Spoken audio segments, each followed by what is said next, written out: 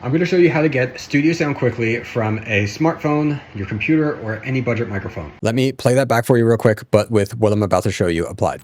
I'm going to show you how to get studio sound quickly from a smartphone, your computer, or any budget microphone. 2 seconds on why you should listen to me. Clearly, I'm a musician by what you can see in the background. I've spent tens of thousands of dollars on both equipment and software when it comes to music, but my business is not about music. It's about helping creators through Heights platform. I've helped over 10,000 creators build online course and community businesses. And many of those creators need to record content for their products or for promoting their products. And I've seen many mistakes when it comes to audio. So this video, I'm going to show you how you can clean up your audio and get professional sounding audio without buying expensive mics, expensive software, or having to learn some kind of audio engineering. First thing you want to do is make sure you're creating the best recording that you can with the equipment that you have. So if you're just using like an iPhone for your microphone, then you want to still keep it close to your face. Whatever the microphone is, you want to keep it relatively close to the face so you're not capturing all this room noise. And in the room that you're in, ideally, you're not going to have all this echo or fans and things running in the background. Fortunately,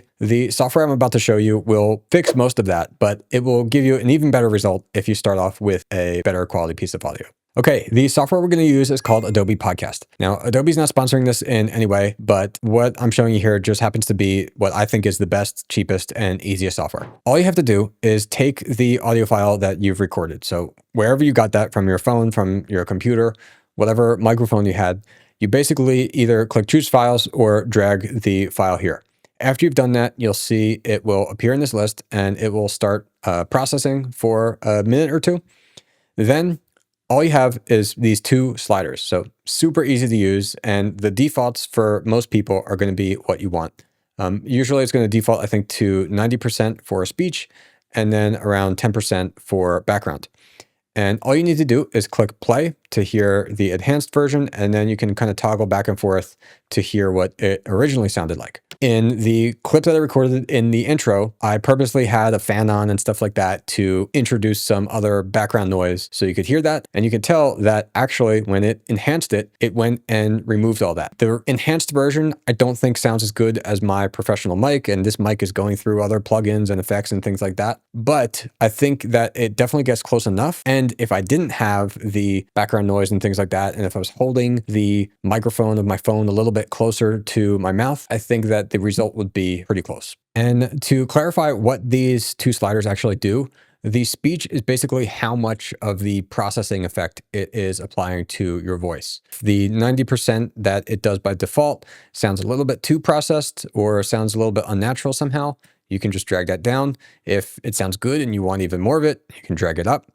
The background is the actual background noise in your room. And so if you turn this to 0, it's going to completely cut it out. But sometimes leaving it at 10%, you may barely hear that there's any background noise there at all, but it'll sound more natural. Basically, setting it at 0 may be like so isolated that it kind of sounds unnatural or unpleasant. And yeah, so that is how this works. As far as the plans and pricing for it, I'll go to show you that real quick.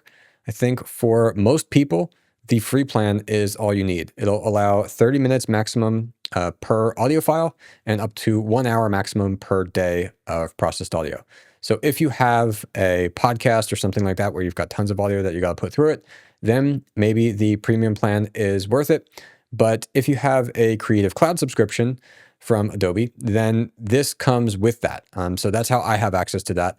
Otherwise, if you don't have like Photoshop and the other Creative Cloud tools that you're paying for, then I think this is $9.99 per month.